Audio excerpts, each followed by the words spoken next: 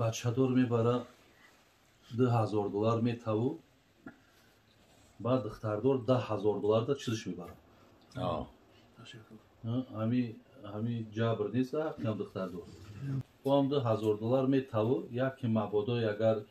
یگان ماشینکای جمعشویی نیوره یا خلدینگ نیوره هیچ چیز نیوردی با تنش میکنه بگوی آخی $10,000 تو همو گفتی همی توجیکوی ما که همو سگجاکی شوال دک میشیم چی ای $10,000 چی میشوه با همی $10,000 با میفورد که من سپالید بیارم یا میفورد خلدینگ کد بیارم آخی میفوریدد میآوردی پچکش هم میدادی $10,000 بته مهر زنی در سوم مهر زنی نبخشیده اگر به شرطی که مهر اقل مهر 10 تنگه اقل مهر 10 دراهم 10 تنگه نصاب سرقت هم 10 تنگه مثلا دست شکلتا میکنن دزده همون وقتی که همون دزدیدگی همون مقدار 10 تنگه باشه مثلا اگه باید سه و انور یا چیزی که دزدی به این خطینی مقدار دزدیدگیش 10 تنگه باشه همین 10 تنگه که اقل مهر 10 تنگه که نصاب سرقته در همه دور زمان گوسفندی میونه می شود گوسفند میونه تخمینا هم $100 هست نه اوزی همون قدر مثال همی 1100 1200 سومان اوزی هم $100 چند قدره 1200 همین قدره همین 10 تنگش همین قدره اگر به شرط مهر نفی کنه مهر مثلا که نداده باشه کمش همین قدره همین قدر مبلغ باید داشت دیگر در هر جو عادت های مثلا در مو مهری که مثلا نمبر میکنن عادتا همی به شوهر میتن 700 یا $2,000 یا $2,500 خواهی بویش که با بدولت های با جیسوسونه با سیت های دیگه ای زیاد نیست همین مردم عادتا همین قدر های مهر نه که خاص حق همو عروس های مخصوص همو حقی همو دختره چیکارش که کنن مثلا که اگون چیزش خرید میکنه تقصری و کرپچش میکنه اگون مثلا که میبیلش میخره یا که اگون صدقه میکنه خاص حقی همو های او را باید دیگه کسی استفاده نکنه قاعده شریعت همین وزیر همو بچه دار میبره $10,000 میتاو بعد دختردار $10,000 دا چیزش میبره همی جبر نیست هم دختردار یکمش جبره دیمش که گندگیش در چیه که با هم $10,000 میتاو یکی مبادا اگر یگان ماشینکای جمعشویی نیوره یا خلدینگ نیوره یا سپالی نیوره مقصد ای هیچ چیز نیوردی با تنش میکنه بگوی آخی $10,000 تو همو گفتی همی توجیکوی ما که همو سگجاکی شوال دک میشیم چی ای $10,000 چی میشوه با همی $10,000 با میفورد که من سپالید بیارم یا میفورد خلدینگ کد بیارم آخی میفوریدد میآوردی پچکش هم میدادی $10,000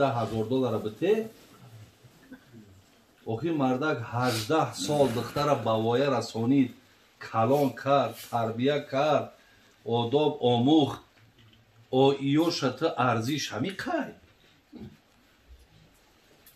برای همی برادرای همو بچه دار یک کم ترک طرف هم اندیشه کنید $10,000 بتینه بعد کو نگاه کنید کو چی میاره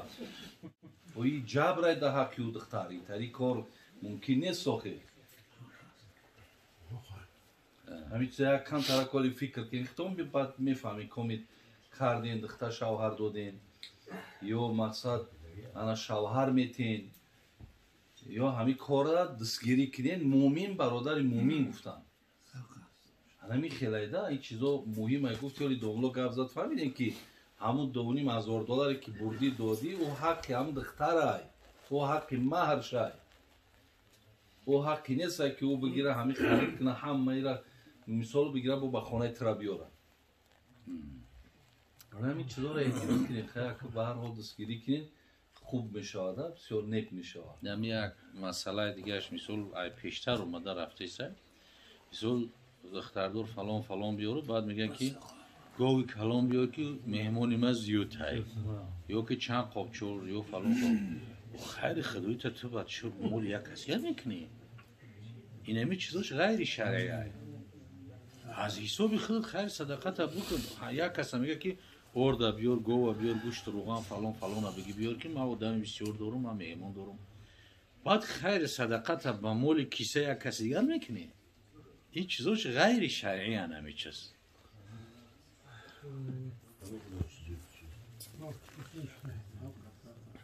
درباره زیارت قبر یا درباره این مسئله‌ای که در اینجا گفته شد همین مسئله ها برادرای عزیز حرکت کنین که از این مسئله ها ما توفیق پایبند شدن پیدا کنیم با یگان تفریقه و یگان این نشید و این فلانشید این اکل میشیدگی باشه خیز گپ زد خیلی ای پشتی آدم ها مقصد تری گپ نزنیم. ما وقتی در پرسپیک میره برآمد کردیم بعد در اونجا مسئله گذاشتن یا مسئله چی مسئله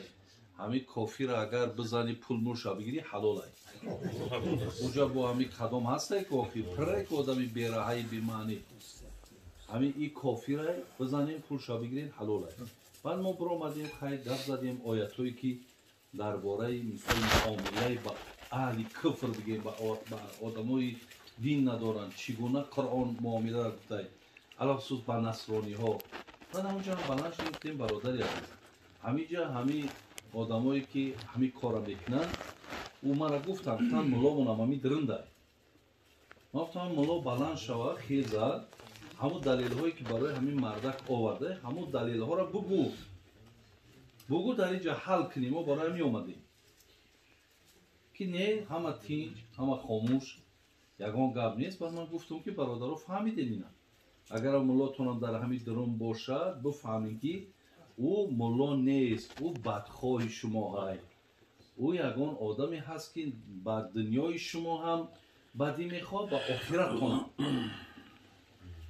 همه وقت برادرای عزیز ما باید که ای پشت